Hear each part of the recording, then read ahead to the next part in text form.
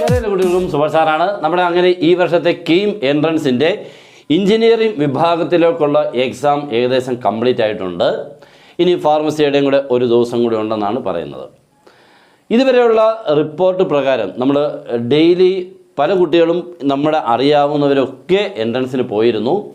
അതും പ്രകാരം ഞാൻ കുറച്ച് ഡേറ്റാസുകളൊക്കെ ഒന്ന് കളക്ട് ചെയ്തു.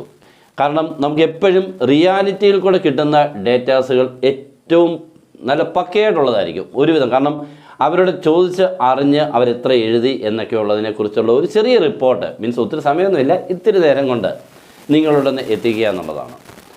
നമുക്ക് ഏകദേശം 10-20,000 പേരൊക്കെ വെച്ച് ഒരു ദിവസം എഴുതുന്നുണ്ടായിരുന്നു ഈ വർഷത്തെ entrance exam. Computer based test ആയിരുന്നു. ആദ്യമായിട്ടുള്ളൊരു ഫീലിംഗ് ആയിരുന്നു അല്ലേ? അങ്ങനത്തെ ഒരു ആദ്യത്തെ ഒരു സംഭവമായിരുന്നു ഇങ്ങനെ നമ്മുടെ കേരളത്തിൽ. മറ്റുള്ളതൊക്കെ ഓൾറെഡി അത് നടന്നു കഴിഞ്ഞിട്ടുണ്ട്. അപ്പോൾ ഇതും പ്രകാരം കുട്ടികൾക്ക് വലിയ പ്രശ്നങ്ങളൊന്നും നടന്നില്ല. കാരണം നേരത്തെ തന്നെ അവിടെ എത്തുകയും നമ്മുടെ എക്സാം തുടങ്ങുന്നതിന് മുൻപായിട്ട് തന്നെ ചെറിയൊരു പ്രാക്ടീസ് പോലെയൊക്കെ കിട്ടുന്നതെന്നൊക്കെ ഉള്ളതുകൊണ്ട് പ്രശ്നങ്ങളൊന്നും ഇല്ലായിരുന്നു. പിന്നെ ഓൾറെഡി ഒരു മോക്ക് ടെസ്റ്റ് നടന്നിരുന്നു. എല്ലാവർക്കൊന്നും പങ്കെടുക്കാൻ പറ്റിയില്ലെങ്കിലും കുറച്ച് പേർക്ക് അതിനെക്കുറിച്ചൊക്കെ അറിയാമായിരുന്നു. പിന്നെ ഇതൊന്നും ഒരു പ്രശ്നമല്ല ഇപ്പോഴത്തെ കാലത്ത്, എല്ലാവർക്കും എല്ലാം അറിയാമല്ലോ അല്ലേ? അപ്പോൾ നമ്മുടെ ഇപ്പോഴത്തെ ഇതിനനുസരിച്ച് നമുക്ക് മാത്സിന് 75 ക്വസ്റ്റ്യൻസും ഫിസിക്സ് 45ഉം കെമിസ്ട്രി 30ഉം ഈ രീതിയിൽ കൂടെ വരുമ്പോൾ 150 ക്വസ്റ്റ്യൻസാണ് നമുക്കുള്ളത്. ഈ 150 ക്വസ്റ്റ്യൻസിൽ 150 അറ്റൻഡ് ചെയ്തവരുണ്ട്, അല്ലെങ്കിൽ 140 ചെയ്തവരൊക്കെ ഉണ്ട്. പക്ഷേ ഞാൻ ചോദിച്ചറിഞ്ഞവരിൽ അങ്ങനെ അങ്ങ് എല്ലാം കൂടെ അറ്റൻഡ് ചെയ്തവരുടെ എണ്ണം നന്നേ കുറവാണ്. 100 കടന്നവരുടെ എണ്ണം പോലും കുറവാണ്. ഏതാ എല്ലാ ക്വസ്റ്റ്യൻസൂടെ 150ൽ 100 ക്വസ്റ്റ്യൻസുകൾ കവർ ചെയ്തവരുടെ എണ്ണം വളരെ കുറവാണ്. അപ്പോൾ പല കുട്ടികളും വിചാരിക്കും അങ്ങനെ എന്തിനാണ് കുറയ്ക്കുന്നത്, നമ്മൾ കൂട്ടിയെടുത്തുകൊണ്ടുള്ള പ്രയോജനം ഉണ്ടോ നോക്കണം.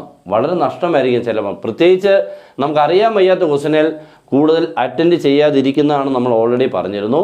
അപ്പോൾ അതിന് പ്രകാരം നമുക്കൊരു ഏകദേശം 60 to 100 ആണ് നമ്മുടെ ഇപ്പോഴത്തെ ഒരു ആവറേജ്. മീൻസ് ഇതിനിടയ്ക്കാണ് കൂടുതൽ കുട്ടികളും എഴുതിയേക്കുന്നതിൻ്റെ എണ്ണം നമുക്ക് മനസ്സിലാക്കാൻ കഴിഞ്ഞത്.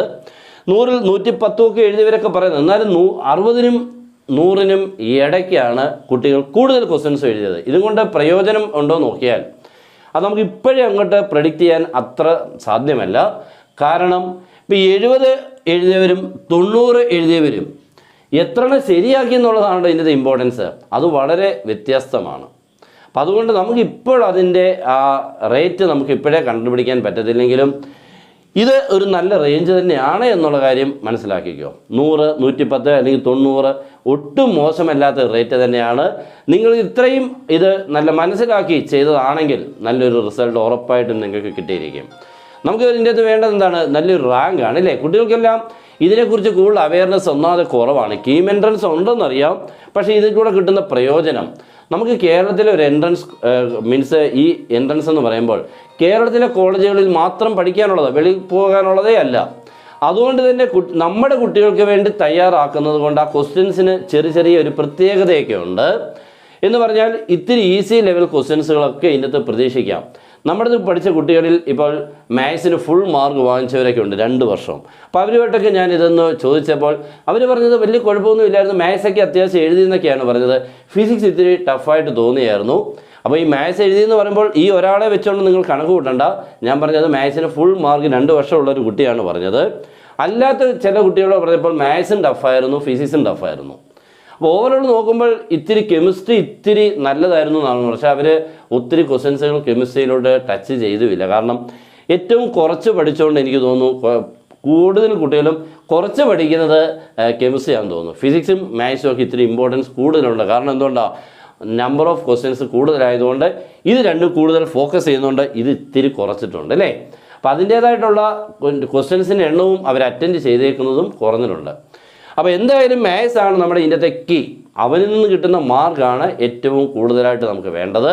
അപ്പോൾ അതുകൊണ്ട് തന്നെ ഇനി നിങ്ങളിപ്പോൾ +2 പഠിക്കുന്ന ഒരാൾ അല്ലെങ്കിൽ കീം ഇനി റിപ്പീറ്റ് ചെയ്യുന്ന ഒരാളാണെങ്കിൽ ഉണ്ടെങ്കിൽ കേട്ടോ, റിപ്പീറ്റ് ചെയ്യുന്നവരുടെ എണ്ണം കീമിന് വേണ്ടി മാത്രമുള്ളത് കുറവാണ്. എന്നാലും ഉണ്ടെങ്കിൽ നിങ്ങൾക്ക് ഒരു വർഷം നിന്നാൽ അടിപൊളിയായിട്ട് പഠിച്ച് തീർക്കാൻ പറ്റുന്ന കാര്യമേ ഉള്ളൂ കീം. ഇതിൻ്റെ കൂടെ പ്രയോജനം എന്ന് പറഞ്ഞാൽ ഇപ്പോൾ റിപ്പീറ്റ് ചെയ്യുന്നുണ്ടെങ്കിൽ ഒരു കീമിന് മാത്രമായിട്ട് ഒരിക്കലും റിപ്പീറ്റ് ചെയ്യില്ല. ഇത്തിരി ഹയറായിട്ട് NDAയും JEയും ഒക്കെ നിങ്ങളൊന്ന് നോക്കിക്കൊണ്ട് പോകണം. ഇത്തിരി നല്ലതായിരിക്കും. ഓക്കെ, അപ്പോൾ ഞാനിതൊന്ന് മാത്രം ഒന്ന് പറയാൻ വേണ്ടി വന്നതാണ്.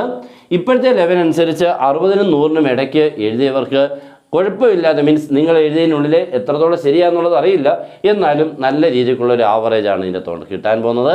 എന്തായാലും റാങ്ക് ലിസ്റ്റ് മീൻസ് ഇതൊക്കെ അങ്ങോട്ട് വരട്ടെ. കാര്യങ്ങളെല്ലാം നമ്മൾ ഇതേപോലെ ഏറ്റവും ലേറ്റസ്റ്റ് ആയിട്ട് കിട്ടുന്ന കാര്യങ്ങൾ നിങ്ങളോട് എത്തിച്ചിരിക്കും. ഓക്കെ, എന്തായാലും കോളേജസും കാര്യങ്ങളൊക്കെ നിങ്ങളൊന്ന് സെലക്ട് ചെയ്ത് വെക്കുക, നിങ്ങളുടെ ബ്രാഞ്ചും കാര്യങ്ങളും ഒക്കെ. കാരണം ഇത് ഉടനെ നിങ്ങളങ്ങ് ഓരോ ഇറങ്ങിത്തിരിച്ച് എന്തിനെങ്കിലും പോകാതെ കാര്യങ്ങളൊക്കെ ഒന്ന് അനലൈസ് ചെയ്ത് ഏതിനാണ് പോകേണ്ടത്, ഇപ്പോഴത്തെ ഏറ്റവും ട്രെൻഡ് എന്താണ്, നമ്മൾ അതിൻ്റെ ഒരു വീഡിയോ ഉടൻ തന്നെ എത്തിക്കും. നിങ്ങൾ ഇപ്പോഴത്തെ ഏറ്റവും ട്രെൻഡിങ് ആയിട്ടുള്ള ബ്രാഞ്ച് ഏതാണെന്നുള്ളതും അതിൻ്റെ സാധ്യതകൾ എന്തൊക്കെയാണെന്നുള്ളത് എല്ലാം വെച്ചുകൊണ്ടുള്ള വീഡിയോ വരും. എല്ലാവരും കാത്തിരിക്കുക. മാക്സിമം എല്ലാവരും ഒന്ന് ഷെയർ ചെയ്യാൻ ശ്രമിക്കുക. Good bye.